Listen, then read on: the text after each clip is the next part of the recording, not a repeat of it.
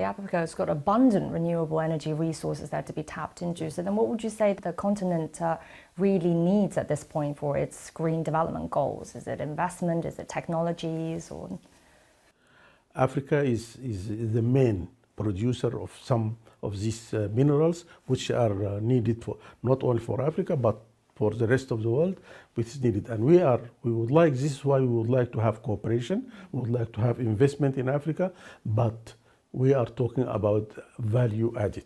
And this is one of the outcomes, by the way, of the FOCAC, 9 FOCAC, that we are no longer talking about, raw materials and minerals, but we need really to add value to our resources. Because otherwise we have done this for centuries or for years and we are not benefiting. Now this is a policy within the continent and this needs investment. Huge investments, but these investments are beneficial to both sides. It's not only for Africa. It will add value to our products, but it will also benefit the other parties.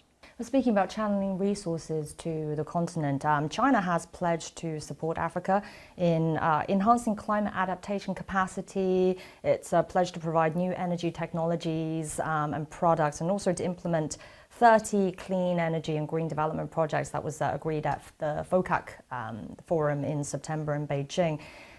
Your thoughts on these commitments? Do they meet African nations' needs? What more can the partners do on this front? Yeah, you see, when we are talking about the cooperation between China and Africa, we really appreciate what China is doing for Africa. But we are not asking China to do all for Africa. We ourselves have a share to play, and others also have a share to play. China is doing its best, and I think if the result of the last FOCAC meeting or summit is very appreciated by Africa. They allotted more than $50 billion over the coming 3 years for projects which you just mentioned.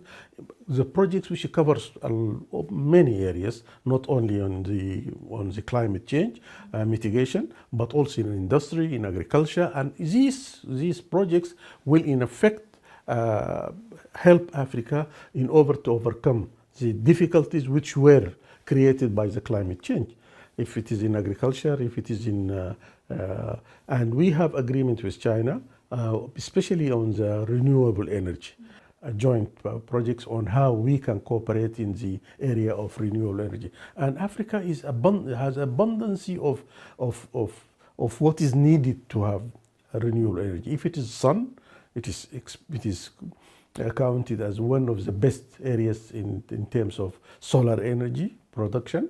If it is wind, which is there, if it is minerals that is needed for instance, lithium and whatever, all this is available in Africa. So we can contribute. This is, by the way, one of the reasons why African Union is admitted to the G20, because the world needs Africa.